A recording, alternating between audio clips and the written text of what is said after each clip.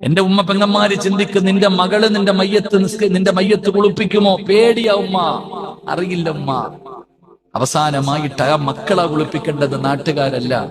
കാരണം ഒരു മരിച്ച മയ്യത്തിന്റെ മുകളിൽ ഒരു തുള്ളി വെള്ളം വീഴുന്നത് വലിയ പാറക്കല്ല് വീഴുന്ന വേദനയാണെന്ന് ചരിത്രം പഠിപ്പിക്കുന്നു. അപ്പൊ മയ്യത്ത് കുളിപ്പിക്കുമ്പോ സൂക്ഷ്മത പുലർത്തണം. അറിയാത്തവര് കുളിപ്പിക്കരുത്. ചിലരെന്തോ അല്ലാഹുവേ ജീവിച്ചിരിക്കുന്നവരെ പോലെ പല്ല് തേക്കുകയും എടുത്തു പൊക്കുകയും വയറിനകത്ത് നിൽക്കുക, അങ്ങനൊന്നും ചെയ്യില്ല സഹോദര. അറിയാത്തവര് ചെയ്യരുത്. വല്ലാത്ത വേദനയാ മയ്യത്തിന്. അതുകൊണ്ടാണ് മക്കള് കുളിപ്പിക്കണം. അല്ലാഹുവേ പടച്ചവനെ, നമ്മളെ ഒരുപാട് കുളിപ്പിച്ചതല്ലേ നമ്മുടെ ഉമ്മ, നമ്മുടെ ഉപ്പ.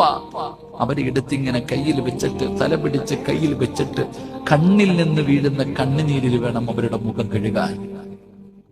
അതിനു പോലും നിന്റെ മക്കൾക്കറിയില്ലെങ്കിൽ ഈ 45 കൊല്ലം കൊണ്ട് നീ എന്ത് നേടി?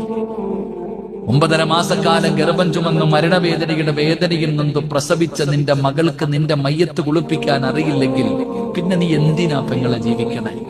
ഇവിടെ എവിടെങ്കിലും പള്ളിപ്പറമ്പിൽ കൊണ്ടുവന്ന് കുഴിച്ചിട്ടിട്ട് പോകുമ്പോ ആ ഉപ്പയുടെയും ഉമ്മയുടെയും ഖബറിന്റെ ചാരത്ത് നിന്നിട്ടൊരു യാസീൻ ഓതാൻ, ഉപ്പയുടെയും ഉമ്മയുടെയും ഖബറിന്റെ ചാരത്ത് പോയി നിന്നിട്ടൊരു യാസീൻ ഓതി ദുആ ചെയ്യാൻ അറിയോ മക്കൾക്ക്? ഇല്ലപ്പ, അറിയില്ലപ്പ. എടാ വാപ്പാടെ ഖബർ എവിടാണെന്ന് ചോദിച്ചാൽ ഇന്നത്തെ മക്കൾക്ക്